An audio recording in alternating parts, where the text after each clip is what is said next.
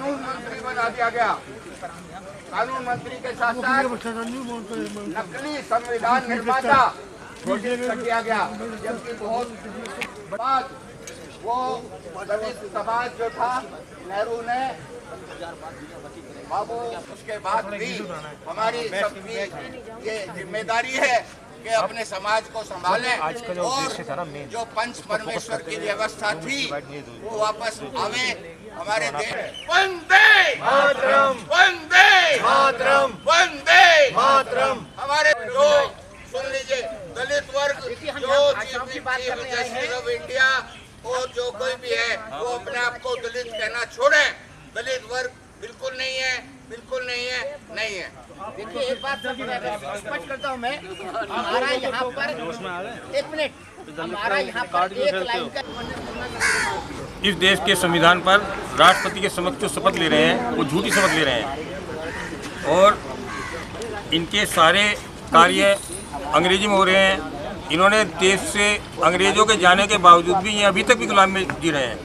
अब वक्त आ गया है कि सुप्रीम कोर्ट और इनके जजों को गुलामी से मुक्त करने के लिए हर वो कदम उठाया जाए जो अंग्रेजों के खिलाफ उठाया गया था। महामहिम राष्ट्रपति के 24/11/98 के आदेश हैं कि सर्वोच्च न्यायालय का रजिस्ट्री का जो भी काम है वो 100% हिंदी में होना चाहिए, क्योंकि ये हिंदी भाषी कै क्षेत्र में आता है। इसी के साथ साथ महामहिम राष्ट्रपति जी ने 24/11/98 का आदेश दिया कि सर्वोच्च न्यायालय में हिंदी में याचिकाएं स्वीकार की जाएं, हिंदी में आदेश दिए जाएं और जो आदेश अंग्रेजी में दिए जा रहे हैं वो उनका हिंदी अनुवाद दिया जाए। हमने काफ़ी संघर्ष किया, काफ़ी पथ प्रहार किया, काफ़ी धरने दिए, प्रदर्शन दिए, तब अब जाके सुप्रीम कोर्ट में हिंदी में जो आदेश हैं उनकी अंग्रेजी आदेश का अनुवाद हिंदी में देना शुरू किया। तो हमारा यही कहना है कि सुप्रीम कोर्ट को इस तरह की कार्रवाई नहीं करनी चाहिए जो देश के संविधान का पालन ना करे और हिंदी में जो याचिका है वो स्वीकार करनी चाहिए। जो इसके लिए मुझे पी चौधरी के पास जाना पड़ा सबरीमाला मंदिर वाले मामले में। जब ये मेरी याचिका स्वीकार नहीं कर रहे थे तो मैं जो कानून राज्य मंत्री पी चौधरी थे उनके पास गया, तब जाके दीपक मिश्रा ने हमारी इस याचिका पर 1 अगस्त 2018 सुनवाई की और इसी के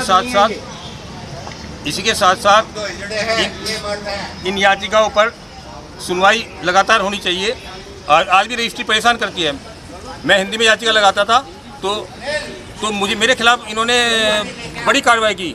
दीपक मिश्रा और जगदीश सिंह के और चंद्रचूड़ ने मिलकर मेरे ऊपर 10 लाख का जुर्माना लगा।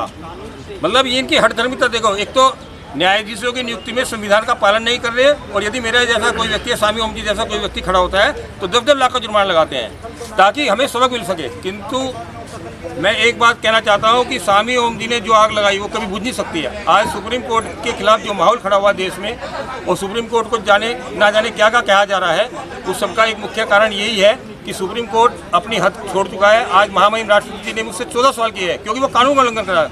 दिवाली के पटाखों को लेकर मैंने जब अभय श्रीनिवास ओक की अदालत में मैंने बताया कि दिवाली के पटाखों में कोई प्रदूषण नहीं। मैं IIT मेट्रोलॉजिकल इंजीनियर हूँ। मैंने उनके सामने सारे आंकड़े दिए, दिवाली से पहले दिन के, दिवाली से अगले दिन के, दिवाली से की आधी रात को। वो सब आंकड़े प्रदूषण के एक ही बताते हैं, उसमें कोई भी अंतर नहीं था।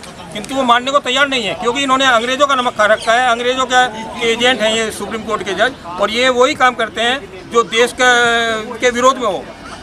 आप लगातार आज ये देश समझ रहा है। मेरा आप लोगों के जरिए यही कहना है कि सुप्रीम कोर्ट अपनी सीमाओं को पार ना करे, वो भारत सरकार के राजभाषा कानून का पालन करे, अन्यथा उनके खिलाफ वो आग उठेगी कि जिससे वो बच नहीं सकेंगे।